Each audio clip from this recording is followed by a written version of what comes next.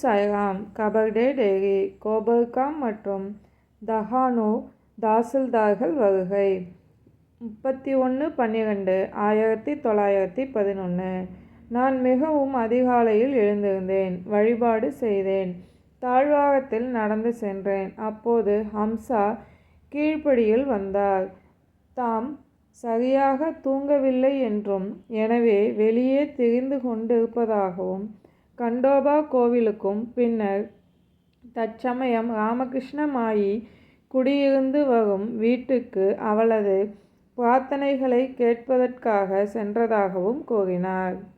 ஆனால் அங்கு யாரும் இருக்கும் சுவடு ஏதும் தெரியவில்லை. எனவே கிராம அருகில் திரிந்தலைந்தார். பின்னர் மீண்டும் அவர் வீட்டிற்கு சென்று ராதாகிருஷ்ண மாயியை சந்தித்தார். அவருக்கு அவள் அன்புடன் உதவி செய்தார். அங்கு குளித்தார். சாயி மகராஜ் அவளுக்கு அனுப்பிய பிரசாதத்தில் அவர் காலை உணவு உட்கொண்டார். அவருடன் நான் பேசிக்கொண்டு நின்றிருந்தேன். ஊருக்கு போய் வருகிறேன் என்று சொல்ல அவர் மீண்டும் ராதாகிருஷ்ண மாயியிடம் சென்றார். அவளும் ஒரு வேட்டி மற்றும் சட்டையை பிரசாதமாக கொடுத்தார்.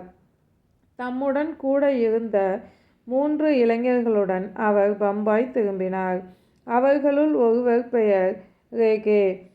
இந்த நடவடிக்கைகள் அனைத்தும் என்னை எல்லா காரியங்களிலும் தாமதப்படுத்தின மற்றும் நாவிதரால் மேலும் தாமதமானது.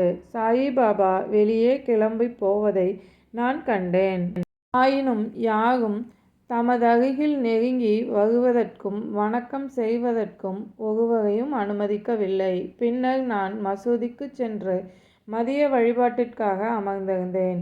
இன்றைய ஆரத்தியின் போது மசூதியின் தளம் முழுவதையும் பெண்களுக்கு விட்டுவிட்டு ஆண்கள் அனைவரும் கோவிலின் மேல் தளத்தில் நிற்காது கீழே திறந்த வெளியில் தரையிலும் நிற்க வேண்டியிருந்தது.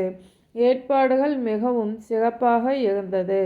அங்கிருந்து திரும்ப வந்தபோது இங்கு வந்துள்ள கோபர்காம் தாசில்தாருடன் பேசிக் கொண்டிருந்தேன். பின்னர் தஹானுவின் தாசில்தாரான திரு தியோவும் வந்தார்.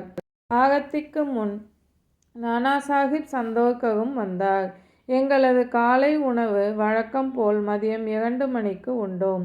அதன்பின் இன்று வரப்பெற்ற தினசரி செய்தித்தாள்களை படிக்க துவங்கினேன். மாலை நேரத்தின் போது மசூதிக்கு சென்றேன். ஆனால் சாயி மகராஜ் உடனடியாக உதியை கொடுத்துவிட்டார்.